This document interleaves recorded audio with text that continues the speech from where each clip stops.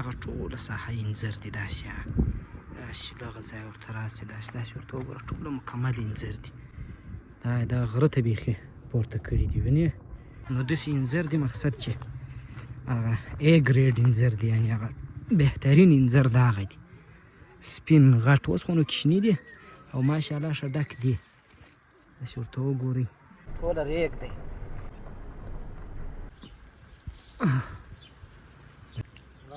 دا ښه زردالو دی که سره الوچه همینه هغه او دا هغه آیا دا درخت دی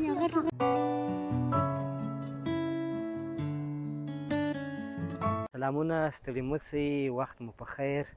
نو هره ورځ مو اختر مو بختور نو د اختر په سلسله کې نن راغلي یو د زابل ولایت میزانې ولسوالۍ ته نو که څه هوا ګرمه ده او د میوو شپې هم نه دي انځر هم نشته انار هم نشته نو دا چې بیا د میوو شپې په میزانه ولسوالۍ کې نو ښه ښایسته انار لري ښه خوندور انځر لري دغسې بغیر د میوو راغلي یو څه هوا هم ګرمه ده غرمه راوتلي یو تقریبا بجې دي 3:30 بجې د ماپښین نو شاوخوا ګرځو تر د مازدیګره پورې به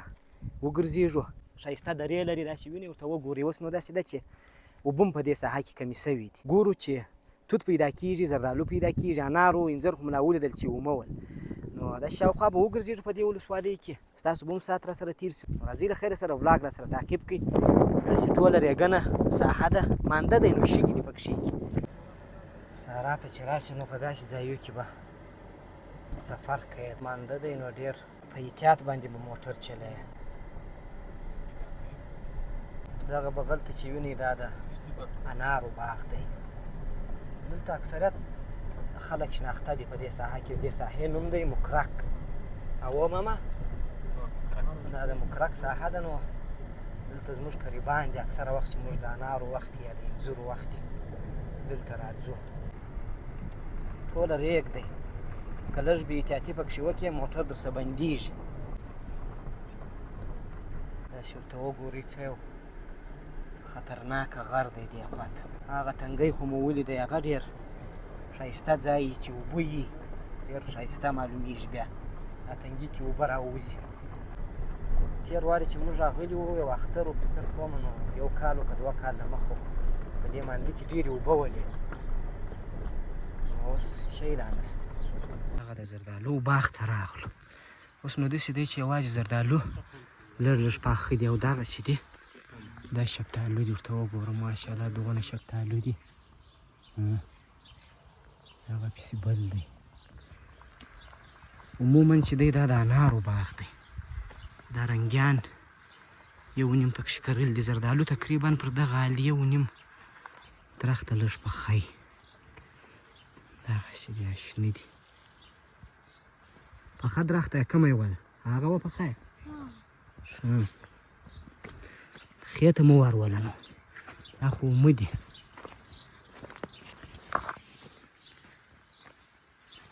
کومه یوه پخه ده دغه څنګه دي دغه خو هم خورا داسې ډېر زردالو دي دغه پاخه دي که دا هم سم نه دي پاخه دا نه دي پاخه دغه دي بخارا کومه ده دا ښه زردالو دي په څومره څه ترو دي خو دا ښه زردالو دي دا سړی چې هر څونه وخوري سړی نه پازه نو دغه انار دي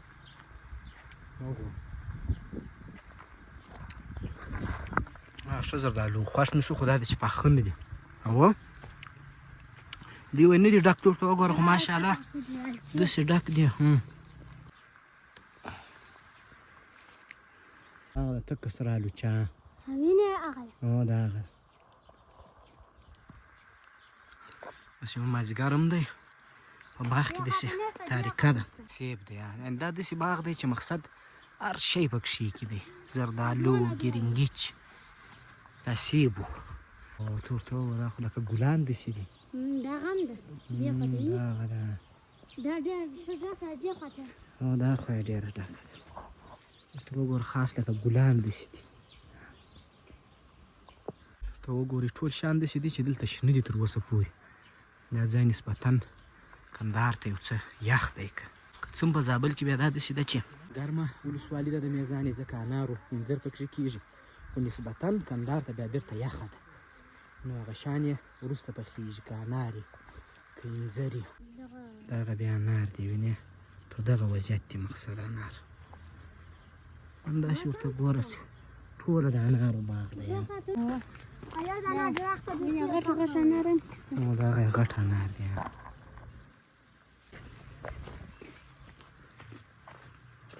د خوراک لپاره دی، دا انځر کوچني دي، دا دوی خالي خوري. د باغ او د باغچو د مازدیګري میله مو وکړله، بېرته روان یو د خیره سره د مرکز کلات پر لور باندې. نو داسې کافي مزل مو کړی دی، هغه هم تر ډېره ځایه پورې په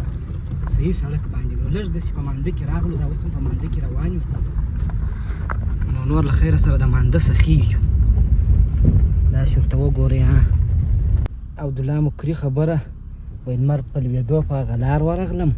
که څنګه. داسې دی چې دلته به یو څه احتیاط کوئ، دا داسې ځای دی چې مقصد ډبرې لري. نور نو ډېره داسې ښایسته ولسوالۍ د میزانه. زابل ته کار وخت هم راغاست، نو مقصد د میزانې د ولسوالۍ څه یو دیدن وکړئ. ښه ولسوالۍ ده، بیا په تېره د انځرو د انارو په وخت کې چې ورته راسئ، بس طبیعت به مو برابري. دې اوبه تېرې کړي دي پر دا لوړ ځای باندې، په دې خوا چې اوبه راړولې دي، سپی هم هغه دی ماما. نو راواوښتلو تورې لیکې ته، نو اوس داسې دی چې موږ هم وڅاڅولو، موټر هم وڅاڅو. اوس نو وایي هواره دي تر ساره دي، بلا په کیسه کې مه کېږئ، په لارې خوا ته کلای سو.